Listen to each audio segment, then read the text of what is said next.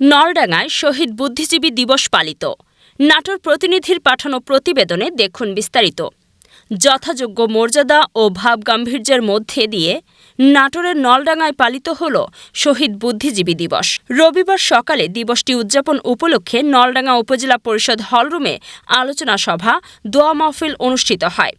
আলোচনা সভায় উপজেলা নির্বাহী অফিসার মোহাম্মদ আল ইমরান খানের সভাপতিত্বে উপস্থিত ছিলেন উপজেলা প্রাথমিক শিক্ষা কর্মকর্তা সানাউল্লাহ, উপজেলা সমাজসেবা অফিসার সুমন সরকার, উপজেলা প্রকৌশলী হারুনুর রশিদ, উপজেলা প্রকল্প বাস্তবায়ন কর্মকর্তা হাসিবুল হাসান, নলডাঙ্গা থানার ভারপ্রাপ্ত কর্মকর্তা মোহাম্মদ শাকিউল আজম, নলডাঙ্গা পৌর বিএনপির সাবেক সভাপতি আব্দুল হাফিজ, উপজেলা জামায়াতের সেক্রেটারি ডাক্তার মোহাম্মদ ফজলুর রহমান সহ সভায় বিভিন্ন দপ্তরের কর্মকর্তা, স্থানীয় বিভিন্ন দলের রাজনৈতিক ব্যক্তিবর্গ, মুক্তিযোদ্ধা ও গণ্যমান্য ব্যক্তিরা উপস্থিত ছিলেন।